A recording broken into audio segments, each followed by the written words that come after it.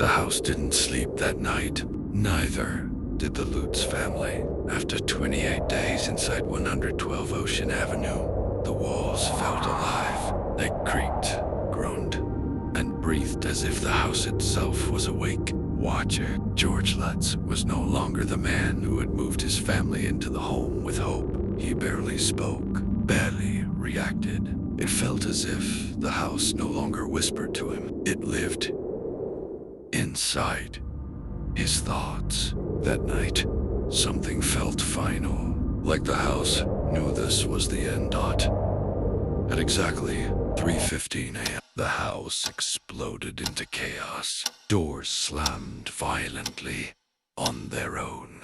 Furniture scraped and moved across the floor. The walls cracked and groaned, as if something trapped inside was trying to force its way out. The sound was overwhelming. Wood snapping, glass shaking, and a deep vibration that traveled through the floor and into their bodies. This wasn't a haunting anymore. It was an attack. Kathy woke up screaming, her heart pounding. She ran into the hallway and froze. At the foot of the stairs stood George, completely still, staring into nothing. Then she saw his face. He was smiling. Not a normal smile. Not human. It was calm. Empty. Empty. Like whatever was inside the house was finally looking back at her through him.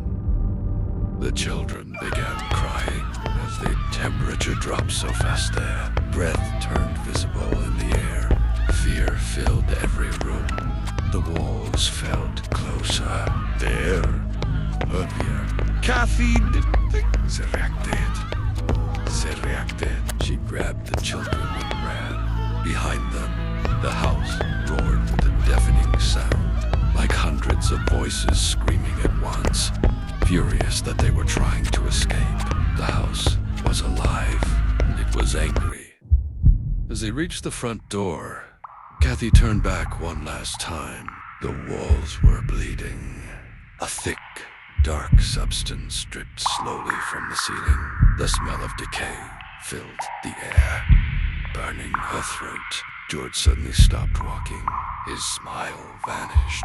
His eyes widened. For the first time in weeks, he looked afraid. The house didn't want him to leave. Kathy screamed George's name. Something unseen pulled him backward hard. George fought. He screamed. Prayed. The house answered with silence. Then the front door burst open. George collapsed forward onto the frozen ground outside. The weight lifted. The whispering stopped. For the first time in weeks, he was free. They ran into the freezing night, leaving everything behind. Their clothes, their belongings, their home. Home they never returned. The house remained empty. Silent, waiting. To this day, no one agrees on what truly happened inside the Amityville house. Some say it was demons. Some say mass hysteria. Others say it was all a lie. But one truth remains. Every family that lived there left.